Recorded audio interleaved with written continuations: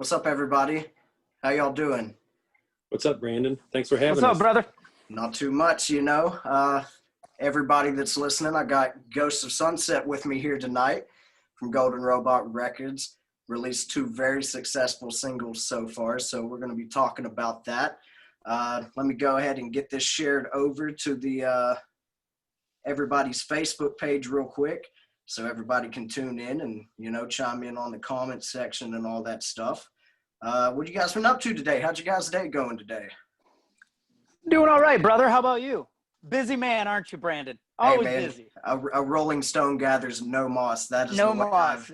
I've always looked at that. It's if you stay busy, it's hard to not be busy. I know that's a redundant statement, but it's staying busy is the best thing you can do, especially right now. You have no excuse to not be taking advantage of all this free time, and you guys are one of those bands who are taking advantage of all this. So, it's I noticed it a lot, and I'd be lying if I wasn't jealous of those Spotify numbers, man. Yeah, Those are good. feel lucky for sure. Oh yeah. All right. Well, I've got it shared over to the Facebook page. I tagged you guys in the live post. So we're about ready to jump in and get started on this. So for everybody that's listening on the audio and can't see, I've got Mr. Todd Long and John Merchant of Ghosts of Sunset from Golden Robot Records. And we're going to be talking about some of the new music they've got coming out. So, like I said, first two singles combined 120,000 streams on Spotify. That's quite impressive, fellas. So congratulations on that. Yeah, it's hard to pump up those Spotify numbers sometimes. Everybody nowadays has the attention span of a squirrel. So if you can get that shit going, you're doing pretty well. So tell me a little bit about how you guys met. Well, Todd and I have known each other since high school. So I would say we met maybe, what year would you say it was, Todd? Like 1990? 90, yep. Yeah. And not to embarrass him, but Todd was the dude in our school as far as musicians go. He was the guy everybody wanted to play with, and super talented guy. And he's a great drummer, and Brandon, you know what it's like when you find a great drummer. They're hard to come by. Yeah, they're all at least in 20 bands apiece. So. And Todd will tell you, dude, he was, I swear to God, at one time he was probably in every band that everyone had in school.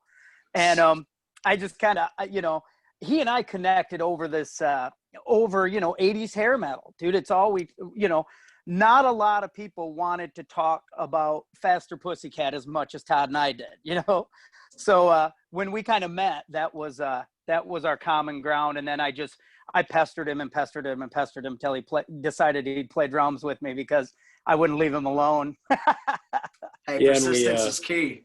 Yeah, right. And we actually shared the stage at a air band competition for doing Warrant Big Talk. Nice. Yeah. That's great. So as soon as I went, man, this dude likes Warrant as much as I do. We're gonna be friends for the next 30 some years, and by God, that's exactly how it worked out, man. Well, cool. So you guys have known each other for quite a while then. So Ghost of Sunset, is this a newer project? Because I know the EP is kind of a concept thing. Have you guys really been working together that close for the last 30 years? We have. Not on it wasn't Ghosts of Sunset. We had a touring band together, kind of an Americana thing. They call it alt country. It was called Dutch Henry. But so we toured and recorded with that band for, I don't know, Todd, how long were you in Dutch Henry? I mean, that was the original drummer, and then stepped away for a little bit, and then came back, and it had to be like 8 years or something like that. Yeah. So we were doing that, and then but I would say over the years from the moment we met, we started kind of recording. I mean, we were recording on cassette 4 tracks and stuff back in the day too, and we're hoping none of those recordings hit the light of day. Oh, dude, I'm always keeping an eye on YouTube and making sure. Yeah, right. No, but I can totally relate to that sentiment for sure. It's and we're all harder on ourselves than anybody else is, and that's one thing that I tried to keep in my head when I first started, getting real heavy out into gigging and stuff. It's like, if you fuck up that one note on stage and you're beating yourself up over it, the one thing you got to remember is 95% of the people out in the crowd aren't musicians, and they're not going to notice. So, right. Now it's on YouTube, though. So. Yeah. Now everybody can just be as big of a critic as they feel like they want to be. So. Well, cool. I think it's funny that now there's these plugins that give you like the tape hiss, and we had the most tape hiss back in the day of anybody. Yeah. If we would have known that was cool, if tape hiss is cool, man, we're Led Zeppelin. You know what I'm saying? That's awesome. So kind of bouncing back to what I said before, this is considered a concept EP, and you guys are kind of keeping it in the style of 80s hair metal, like you said. And that's funny that Faster Pussycat was the first band that you named, because when I listen to these singles, I can hear a big Tame influence on your vocals. Man. Huge fan, dude. The first thing that jumped out to me. Huge fan from day one, man. That self-titled debut album came out, and for a guy like me, I liked the Stones and the Faces and the Dolls and all that, and I heard all that in Faster Pussycat, and I'm that kind of bluesy rock driven, if it gets too complex for me, I'm lost, Yeah. I like it sleazy and straight ahead, and they delivered that every time, Yeah, so Faster you do Pussycat, hear that for sure. Yeah, for sure. One of the premier bands out of that 80s scene, as far as I'm concerned. So yeah, me too, man. Some good stuff. So what made you guys really want to dive in and do the concept EP? Were there other concepts EPs that had kind of set the record for this, that were like, I'd like to do something like that? Or was it really just from your guys' really huge love for the 80s rock that you connected over originally with? I would say it was that, I hadn't, we all watch Behind the Music, right? Yeah. I mean, I would, and Todd's the same way. Back in the day, it was VHS tapes, it was Bon Jovi's Access All Areas and, all the home videos, and then Behind the Music came out, but I hadn't heard anybody tell the story in song form, and typically concept albums for me, some of them work, some of them don't. If I'm going to tell you this, you guys are going to make fun of me right now, but I remember the Styx album. Kilroy was here, the Robot album. Yeah. That was my jam back in the day, man. I loved it. So when we decided that we were going to do a concept thing, it was just kind of trying to tell that story, but have the music mirror the song. So as the band progressed, if you listen, and when the EP comes out, you'll hear like the production change and the song structures change and the arrangements become a little more complex, because those 80s bands, those early Too Fast for Love versus Dr. Feelgood, you can hear all that progression.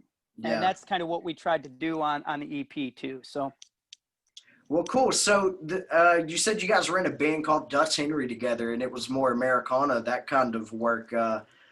What was the reasoning for not being in a band that was, more the style that you're doing now, that you guys originally connected over, going the Americana route instead of sticking, to like 80s hard rock? Was it because, was that already an established band that positions came available, or were you guys just trying to, get something fresh on your ears? I'm a big fan of that kind of music. So when that sort of cowpunkish music came out, I grew up on classic country music too. So when you could mix classic country with rock guitars and drums, I was in. So I was a founding member of Dutch Henry, and it was because I loved that music. And, Todd, who likes, I would say, Todd, and I don't want to speak for you, but you like some of that music too. Oh yeah, I love a lot of it, like Ryan Adams and Jason Isbell and stuff. Yeah, I like a lot of that stuff. Those guys are all great. Yeah. Yeah. So, but if you were to look at my musical history, every time I would be involved in anything, I would always try as much as I could to pull Todd into it, even if he didn't want to, oh, come on, man. I was in a cover band that lost a drummer like on a Friday night. I called Todd. I went, dude, we got a gig tonight. I need you to come. He learned the songs in the car on the way to the bar. We played 4 sets. He's that kind of guy, So And I think it's just about our friendship too. You know, that 30 years, there's a lot that's happened there that brought Todd and I together and made us, you know, he's my brother from another mother for real. And if John was to say, you know, I want this part to be like, you know, Blas Elias, I would know what he was talking about, you know. Yeah. Another great musician. Yeah. But Well, for me, cool. it was like when you know 80s rock died, I went back to like the Sex Pistols and found, you know, punk rock, and then became a huge pop punk fan and was in a pop punk band, and then, you know, it's all sort of connected together, you know. Of course. A good song is a good song. I don't care what genre it is. You know? Yeah, and I'm one of those people that I have a vast array of shit that I listen to. It's like my playlist can literally go from like Waylon Jennings to like Riff Raff in like the span of a song. So it's perfect. It's you know, and it's like you said, a good song is a good song, and it always will be that way as far as I'm concerned. Because, you know, as a teenager, I would definitely box myself into like that hard rock thing for a little while, and, you know, anything that was outside of that just wasn't cool to me. And now I enjoy bands now that I used to make fun of as a teenager and everything. And I won't get into specifics because, like I said, I like these bands now.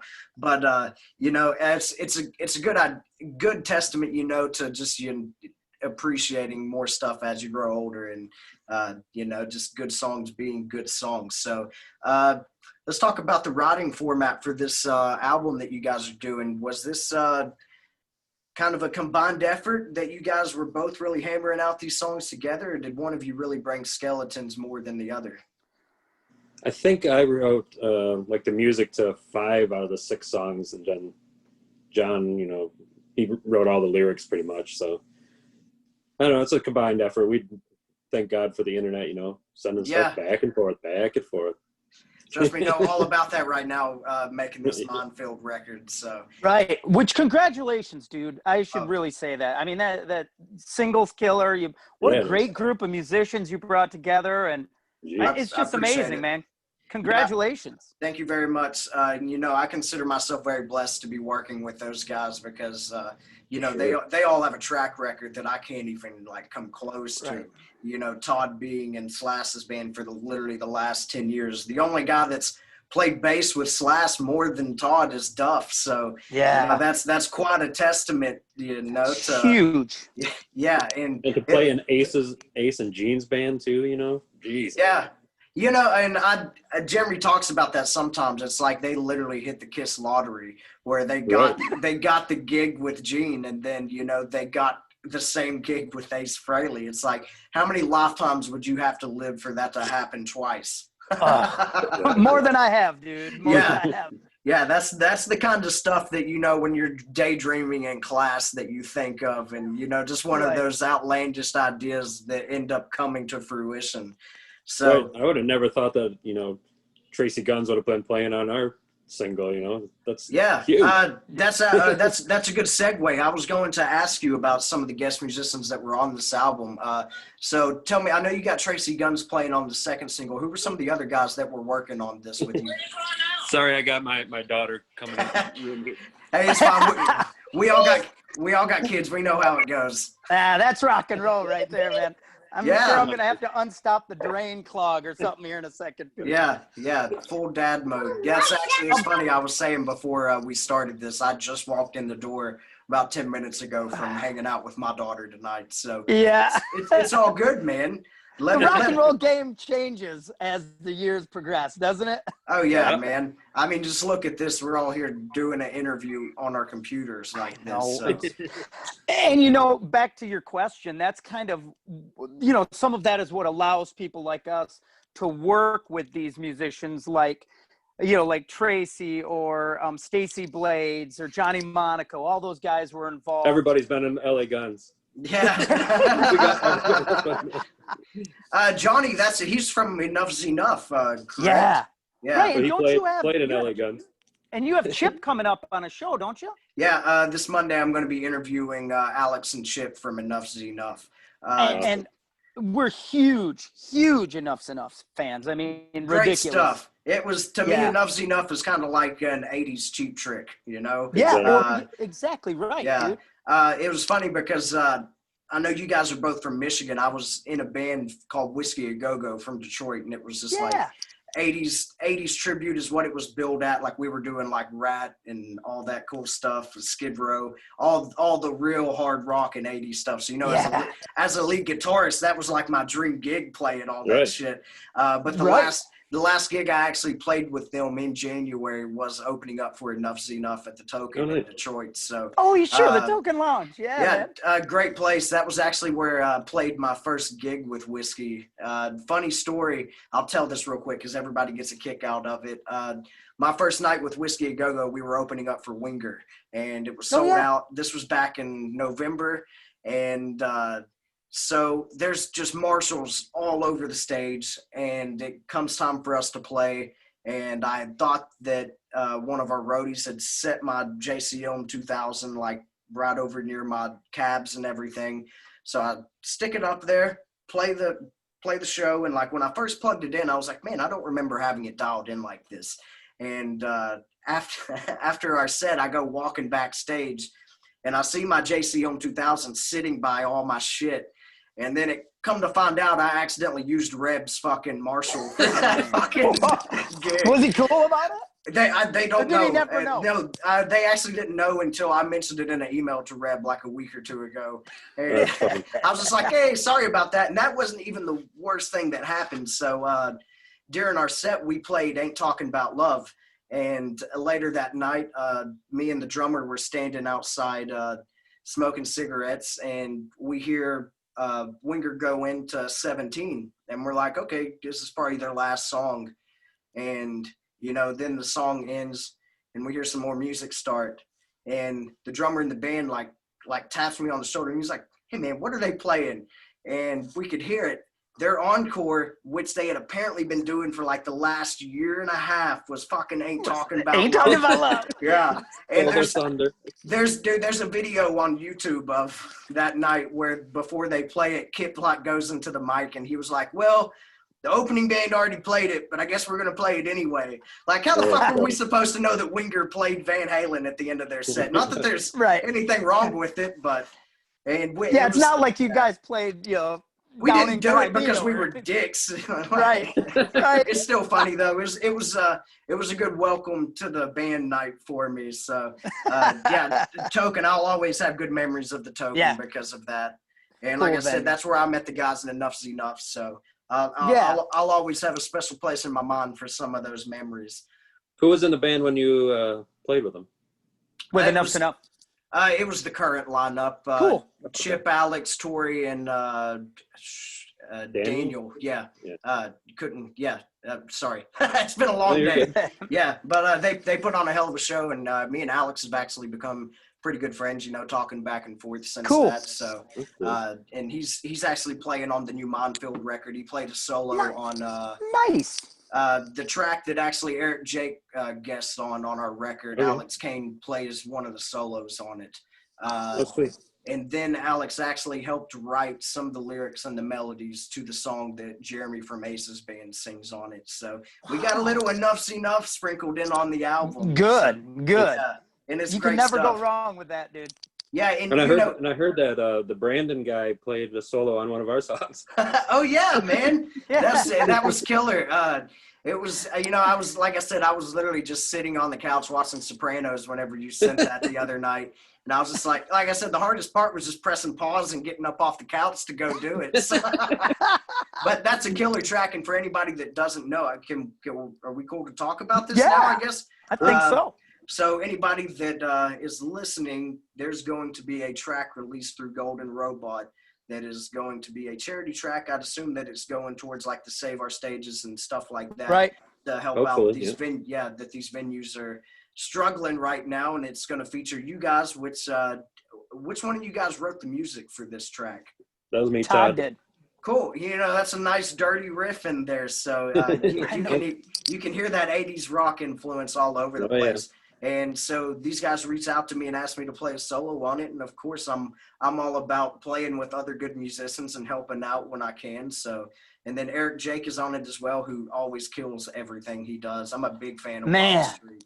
And Man. he's on your show tomorrow or something, right? Yep, 1:30 tomorrow. Eric Jake will be on here, and we'll be talking about what them. a killer singer, man. I mean, he nails that 80s, you were talking about Pussycat and stuff like that, Pretty Boy Floyd, and Yeah, he just he what a just great kind of voice, personifies that whole image and the sound. which is He's killer. great. Yeah. And what a Killer. nice guy too, man. Jeez. Oh, it's super guy. nice. Yeah, he's as you guys know, working with some musicians, they can be dicks sometimes. But Eric is always a super pleasurable guy to associate with, and I'm super glad to have him on the show and be working with him on a couple tracks. The track that he's singing on is very much like 80s, like sleaze rock on our record. No. And when I was, Killer. and when I started working on it, I was like, who better to reach out to about doing some vocals on this than Eric? So, Wild Street. Yeah. When's your album come out? Ours is going to be coming out in February. We haven't announced the actual date that month, but it'll be towards the end of February. So Cool. I think that's when your guys is coming out as well, correct? I think it's like February 6th or something like Yeah, that. Okay. that sounds right. Well, nice. We'll have to split a table at Chuck E. Cheese and have our party together. So just kidding. They don't Social even. distance, of course. Oh, of course. Yeah. Well, maybe we won't be talking about that in February, Yeah. Who Maybe knows? we'll- Yeah. There's. Maybe we can all sit shoulder to shoulder at Chuck E. Cheese's. Yeah. Hopefully. Yeah. Maybe not there, but that's not like the dream coming out of quarantine after years. I can finally fucking go to Chuck E. Cheese. Like. I think I got a bunch of tickets still too that I have to turn in. Well, What when a you've been in the wild-ass business, place. when you've been in the business as long as us, that's like the new Rainbow Bar and Grill. Yeah. Chuck E. Cheese. Yeah, especially when you got kids and you're just at those Mhm. places all the time. Great stuff. So we just talked about some of the other guys that you had on the album and how you guys are kind of sticking to the 80s Sunset Strip sound. Todd, I was reading in your bio that you moved out to Los Angeles actually and, tried to get involved with the scene out there. Tell me about when that was and what your whole experience was like. It had to be like 1995 or something, so the scene was already dead by then. But I remember being out there and seeing Big Bang Babies spray painted on, the sidewalk, and the Zeros had a big thing on the Coconut Teaser. But I moved out there and never even got my drums out of the cases. Spent all my money. Wow. It took the train back. Nice. Well, hey man, some of those experiences are still countless, so Right. even I'm a though small town Midwest boy, and that was a big culture shock to me, Oh yeah, I can relate to that very much so. So you guys are from Michigan. What part of Michigan are you from? I'm from Muskegon, which is right on Lake Michigan, about 3 hours north of Chicago. Oh, okay. Cool. Yeah. What about you? You guys went to high school together, so Right. I moved. moved to a little town about an hour north called Ludington, which is right on Lake Michigan as well. So I'm still in Western Michigan, and not far from my hometown where Todd and I grew up. Actually, our hometown, Muskegon, Michigan, was the hometown. It was Iggy Pop's hometown, and Steve Gorman from the Black Crowes. Oh, nice. Fucking great band, man. Oh, I've always said that in Black Crowes we're a huge band.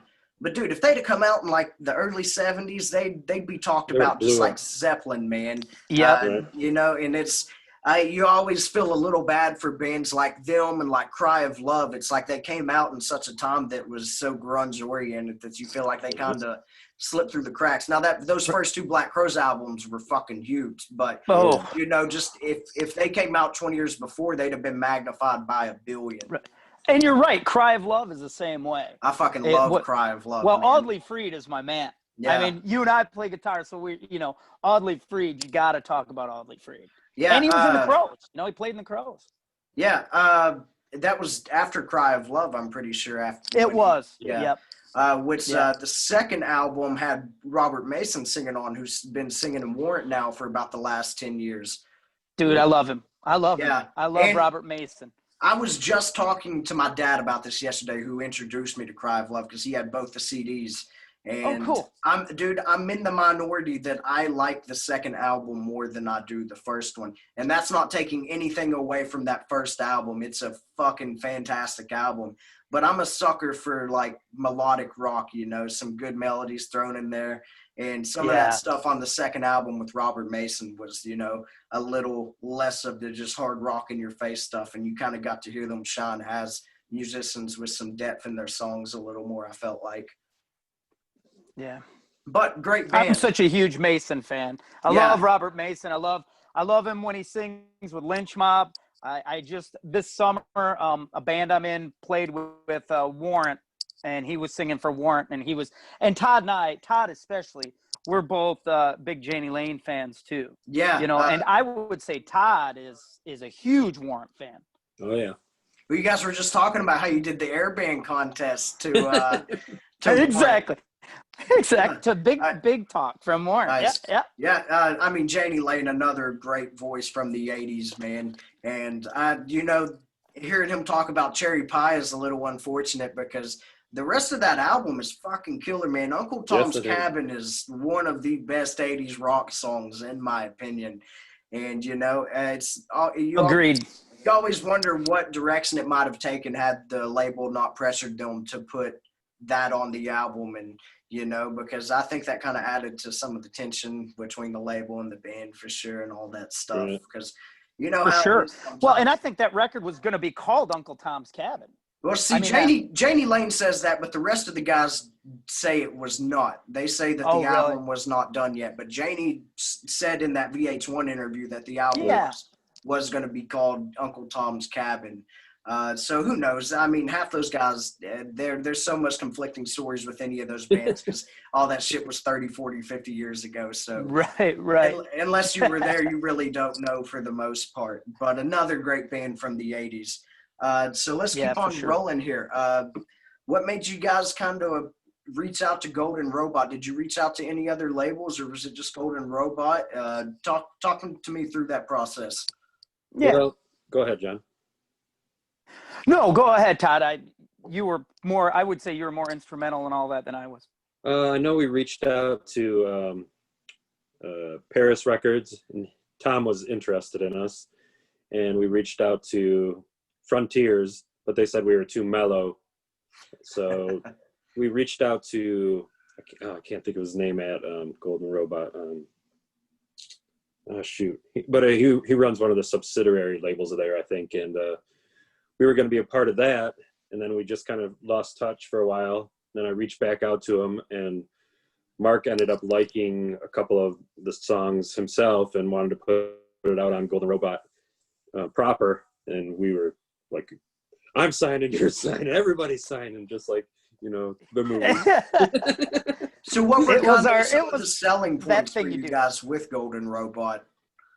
Well, it had a lot of our, you know, favorite artists out there. So. Right. Yeah. You know, there was a pedigree there, and you could tell that Mark understood what we were doing.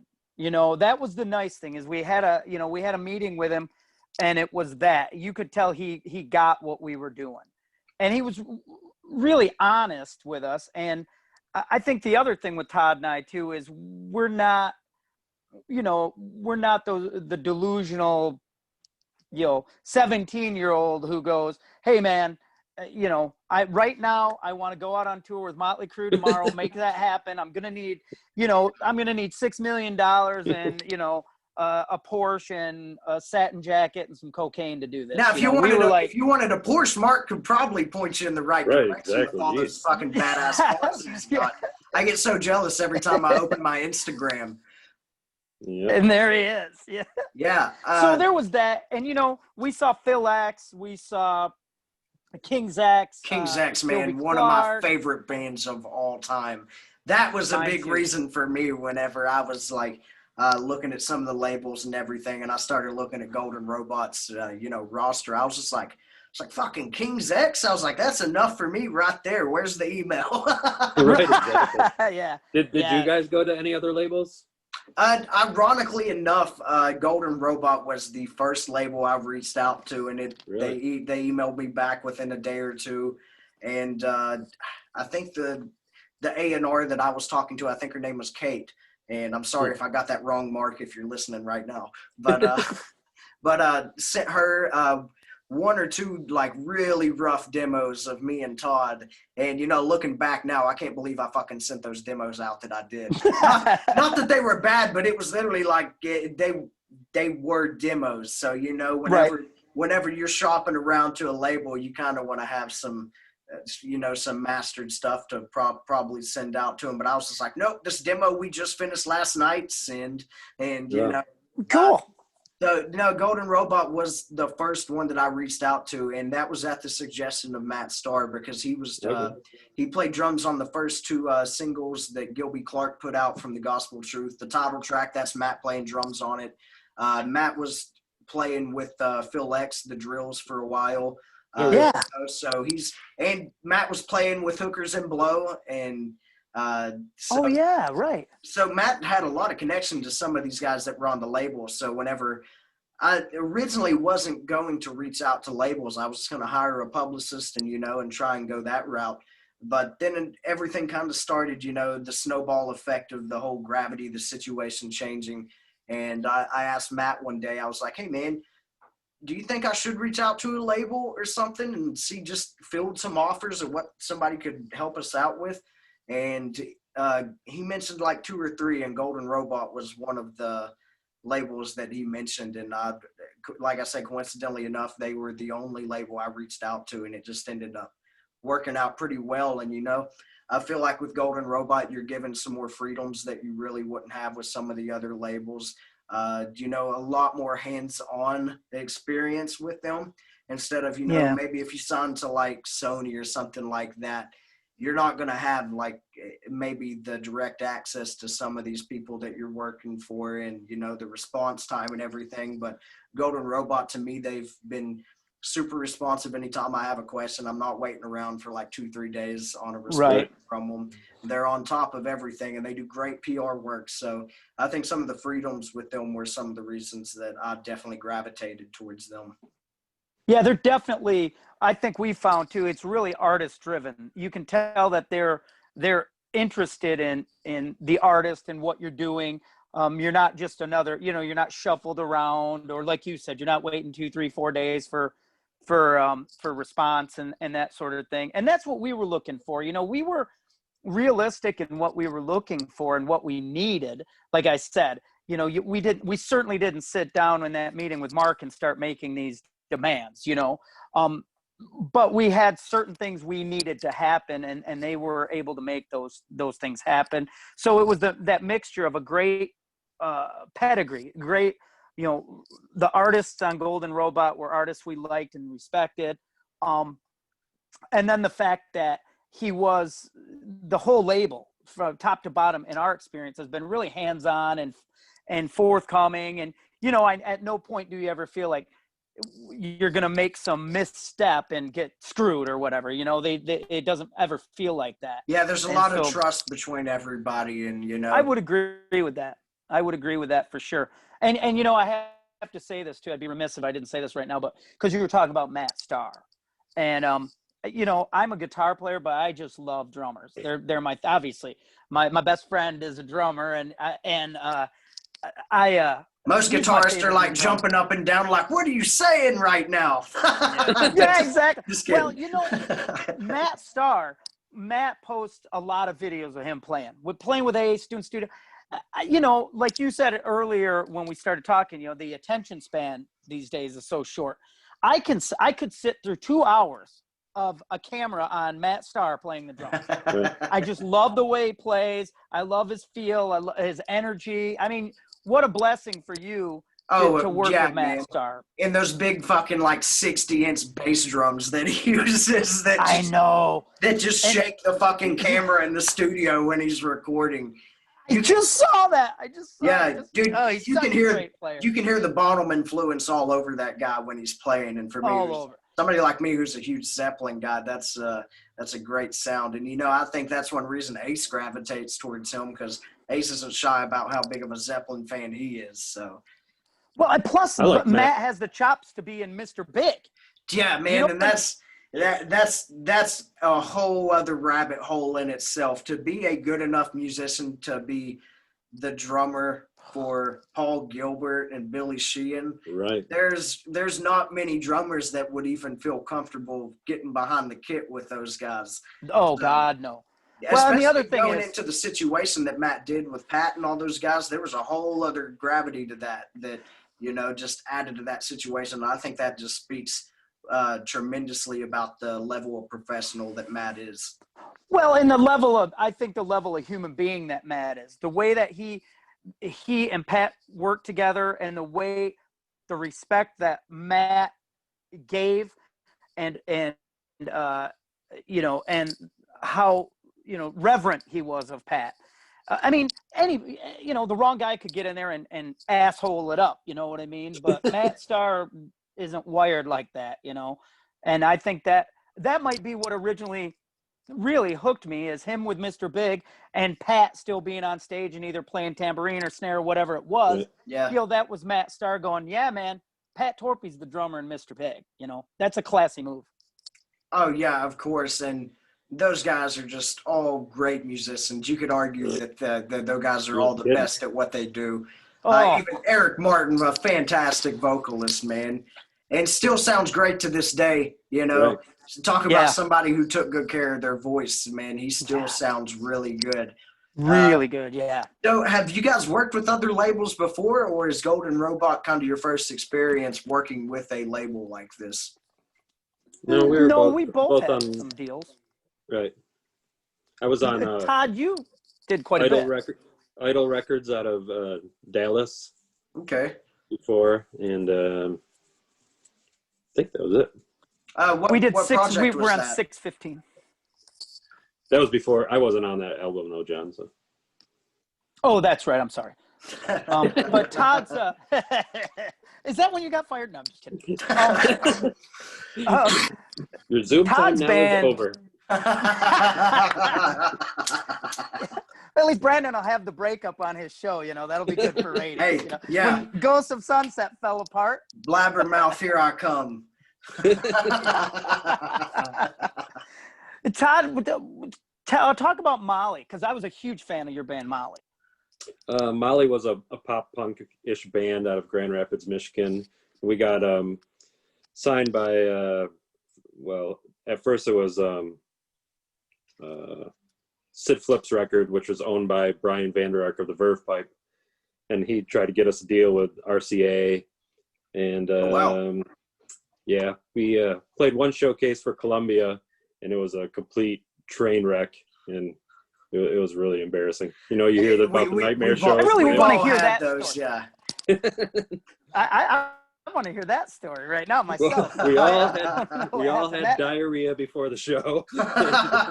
And then our singer was playing and dropped his guitar, and it smashed to the ground. We picked it up and instantly started the next song, and it was just all out of tune. Out of tune. But then we never got the deal with Brian, but then we got picked up by Idol Records, which had the Fags. I don't know if you know who they are, from Detroit, and it had Watershed from Toledo, and old 97s were on there, and boys. Then I wasn't Sponge on Idol for a while, Todd. Yeah, that was after we were. Sponge, nice. Yep, and then I went on to play with the Verve Pipe for a little while. So did you ever do Warped Tour? We did do Warped Tour. We did like one of the side stages, Okay, and it was so much fun. That was probably one of the highlights of my. I gotta ask, with you being into the pop punk scene, you a Handguns fan? No, I've seen their shirts around, but I don't know much about You have to go check out Handguns. They're a super good pop punk band. Definitely towards the top of my list as far as those bands go. I'll send you some links whenever we get off of here. Right on. Yeah, I like. Well, you know what, Brandon? Make sure Todd sends you some Molly stuff. Okay, yeah, I'm always down, man. Of course. Yeah, they're killer. So let's talk about these singles that you guys released.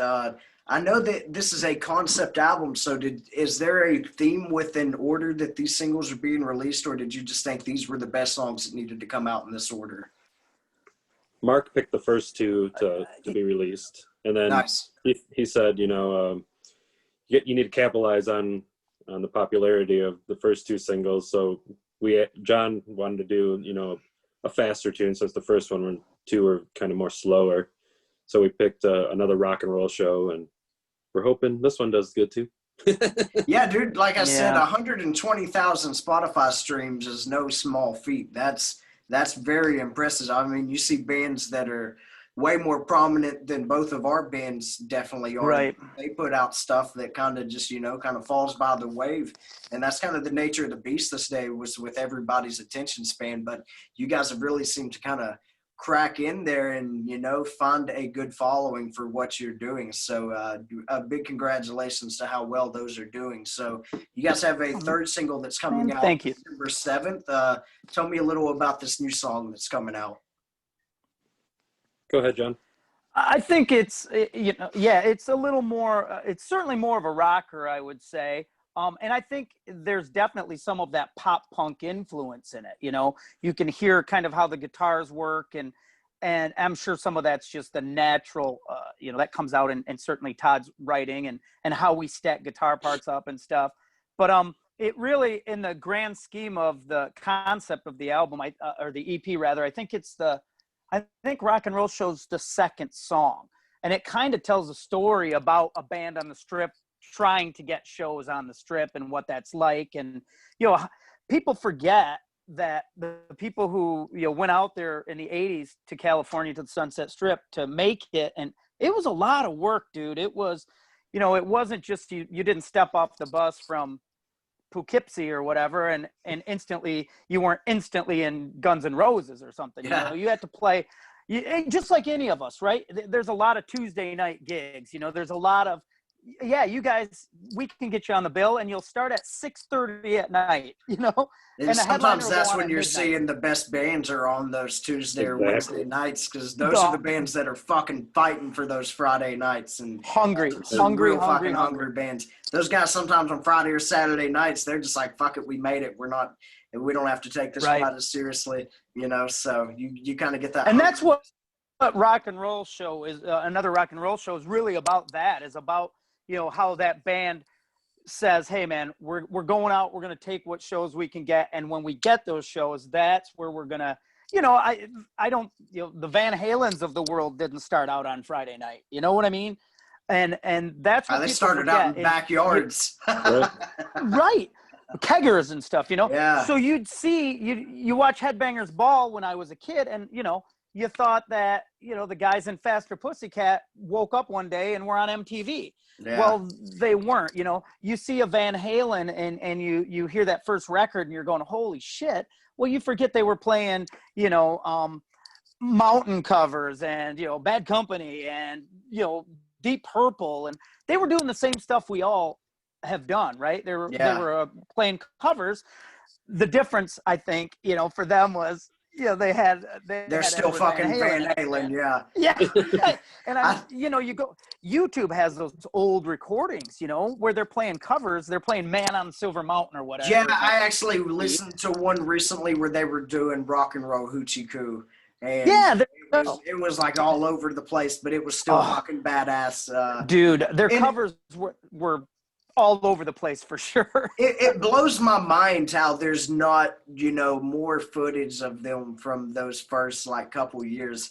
And I forget what I was listening to or reading here recently since Eddie had passed, but I think it was John Five had said that he was over at Roth's house, and apparently Roth has pro shot footage of all those first two tours or something. Oh, wow. And said that it's just the most insane stuff ever, getting to see good quality footage of the band in those days, because you go on YouTube nowadays, there's really Nothing. no good footage of Hardly them any.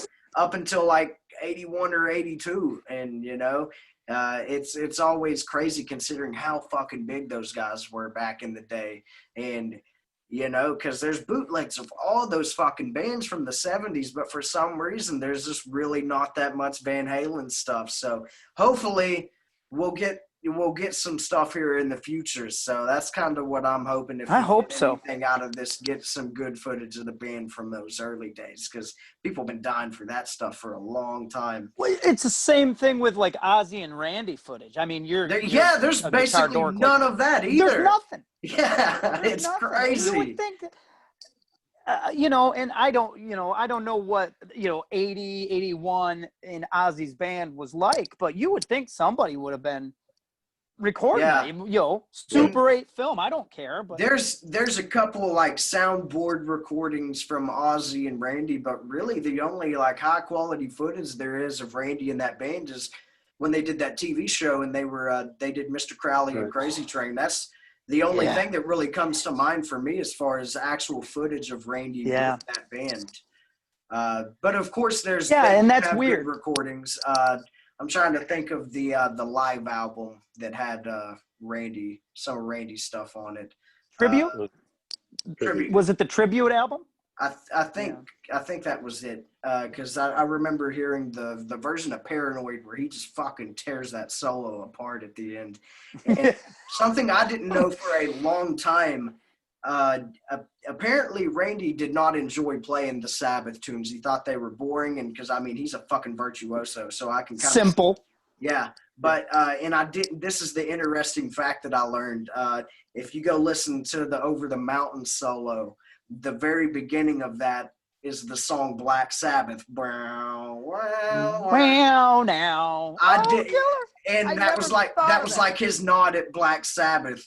And as soon as I read that like a year or two ago, my head was just like, because it's perfectly that. And I never thought of that or realized it at all. Oh, that's killer, man. I'm going back to listen. Oh yeah. We're done. Man, I can sing a solo right now. Cool. Yeah. All right. Cool. So you said the EP is going to come out in February. Is there going to be a fourth single that coincides with the album release? I don't know. That discussion hasn't come up yet. I mean, it's an EP, so you can only release so many singles off it before you've just basically released the whole thing out. And there was talk too, in doing a third single if we were somehow going to hurt the EP. But the thing I'm most excited about is for people, and hopefully they do this, to listen to the whole thing, start to finish and let the story unfold. And, I mean, it's not, a super complex concept. It's this 80s band, it's not Dungeons and Dragons, and it's not, Power Slave or, the Who's Tommy or anything. Yeah. But it's an interesting story. Or Quadrophenia. Right, exactly. And for younger people who are getting hip to this, and we do have a lot of that, a generation of people who are appreciating that kind of music, it really will show them that, dude, it took a lot of guts. I mean, to pack your shit up and go to LA from Mechanicsburg, Pennsylvania, because you're in Poison.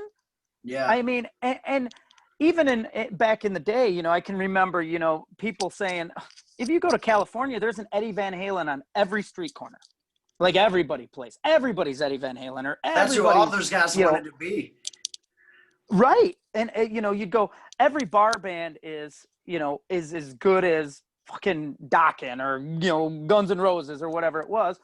And so for someone to go, well, shit, I want to go out there and play my songs. I want to go. I've got a song called Talk Dirty to Me that the kids here at these clubs are really digging. I'm going to go play that shit out in California where Van Halen are, but where Guns N' Roses are, where Quiet Riot, where I'm going out there. I mean, that takes a lot of guts. Guts I didn't have. Todd obviously, packed up and went out there, but I can remember going, there would have been nothing I would have liked more than to go to California and walk the Sunset Strip and play at Gazzari's and shit and, do blow at the Rainbow or whatever. but I just wasn't, I wasn't wired like that in a way, and everyone you talk to would go, dude, what are you crazy? There's guys out there right now that are better than Randy Rhoads, and you'd go, well, that seems fucking impossible. But it wasn't everybody. And you're a guitar player too, so you get this, but when we were coming up, just to be in a cover band, you had to be pretty damn good on guitar to even cop a solo close, because everybody ripped. George Lynch was out there. I can't think of his name right now, but the guy in Roxy Blue was killer, and everybody Sid played. Fletcher. Yeah, And talk about George Lynch. What a fucking monster that dude a is on the monster, guitar. dude. One of the first A solos monster. I had to learn when I joined Whiskey A Go Go was fucking Tooth and Nail, and I was just Cool. just sitting down trying to learn that solo. I was just like, okay, I'm like 2 seconds away from smashing this fucking guitar right Yeah, now. Like, right. Right. And then you go watch videos on YouTube of him playing it. He's not even looking down at his guitar. He's just like looking out into the crowd, just fucking shredding his ass Right. off. And it's just like, all right, well, I should have this down in about a month. So. Yeah, exactly. Well, that's my thing back in the day was like, everybody ripped, right? I mean, Reb Beach, everybody was a ripper. I'd be like, well, man, I'm really kind of a bluesy dude, and I play with a lot of feeling. That's code for, well, fuck, I can't do that. You know what I mean?